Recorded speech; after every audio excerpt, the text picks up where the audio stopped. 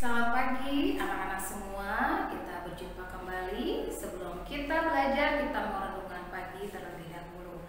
Anak-anak, saya mau ajak kalian semua, kita mau sama-sama nyanyikan lagu Satu Hal Yang Kurindu.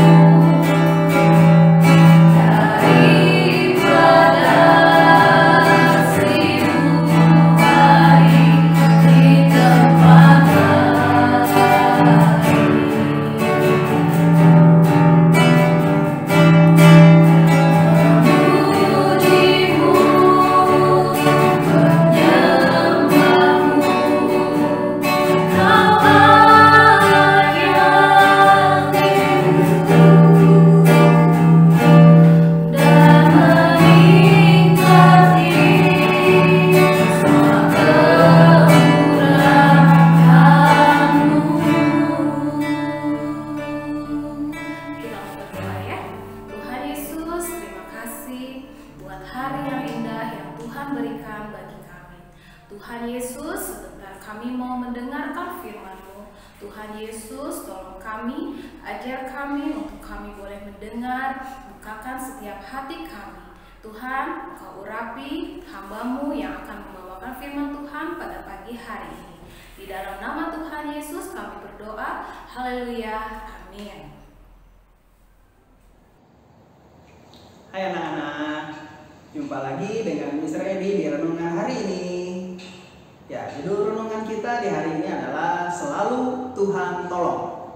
Ya, yang diambil di dalam kitab 1 Raja-Raja pasal yang ke-17 ayat 7 sampai 16. 1 Raja-Raja pasalnya yang ke-17 ayat 7 sampai 16. Ya, kalau sudah ketemu ayatnya kita baca ya. Oke, di sini judulnya adalah Elia dan Janda Sarfat. Itu judul perikopnya, Elia dan Janda Sarfat.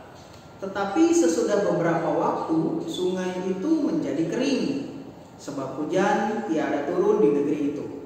Maka datanglah firman Tuhan kepada Elia, bersiaplah, pergi ke Sarfat yang termasuk wilayah Sidon, dan diamlah di sana. Ketahuilah, aku telah memerintahkan seorang janda untuk memberi kau makan. Sesudah itu ia bersiap, lalu pergi ke Sarfat. Setelah ia sampai ke pintu gerbang kota itu, tampaklah di sana seorang janda sedang mengumpulkan kayu api.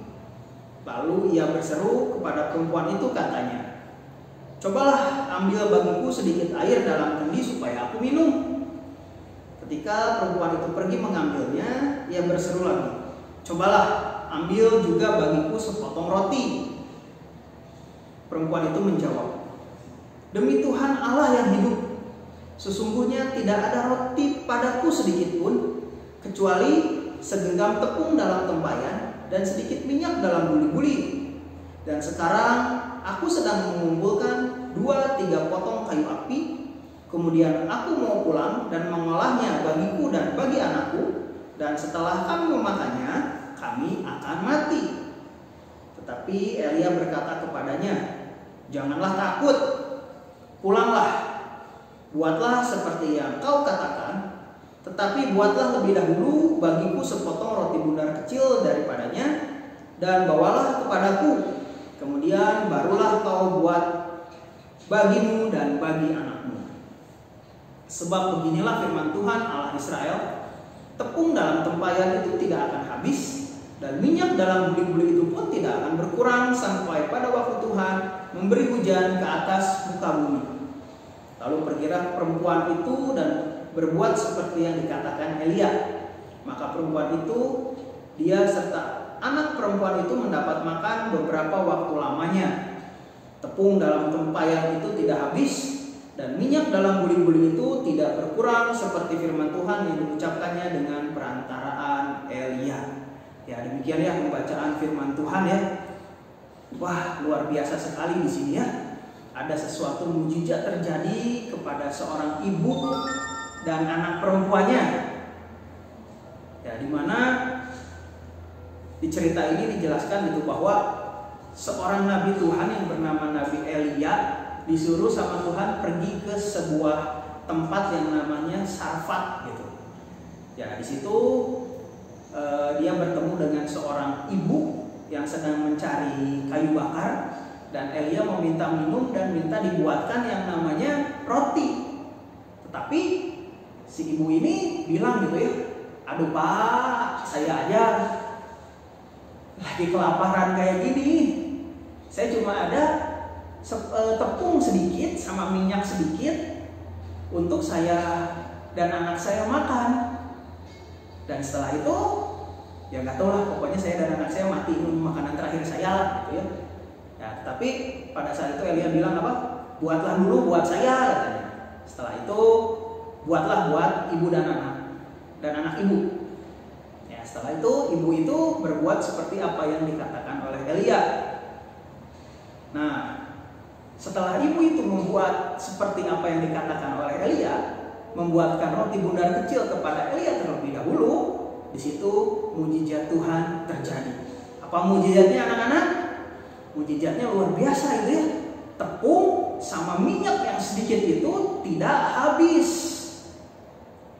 Tepung dan minyak yang ada terus ada, sehingga ibu dan anak ini serta Elia nabi Tuhan itu bisa makan setiap hari.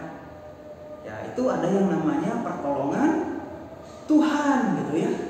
Ya, itu pertolongan Tuhan yang luar biasa buat keluarga ini gitu.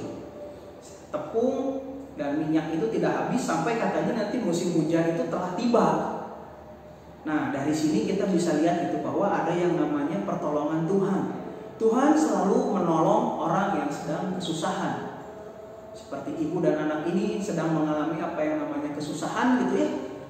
Tapi ibu dan anak ini taat akan perintah Tuhan, sehingga ibu dan anak ini ditolong sama Tuhan, sehingga ibu dan anak ini tidak kelaparan sampai musim hujan itu tiba.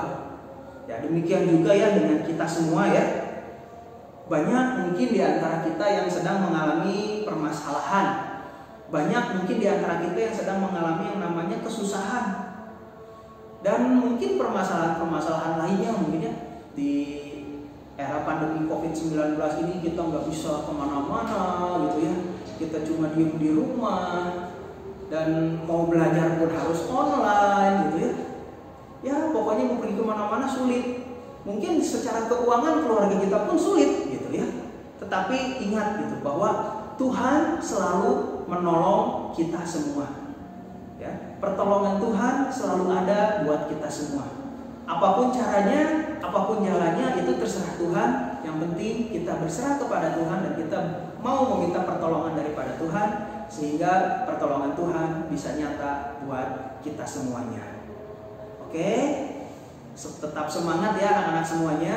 Di tengah-tengah kesulitan, di tengah-tengah himpitan, atau di tengah-tengah apapun permasalahan kita, tetap berseru kepada Tuhan, minta tolong kepada Tuhan, dan perlindungan Tuhan, pertolongan Tuhan akan selalu nyata buat kita semua. Terima kasih, Tuhan Yesus memberkati. Dah.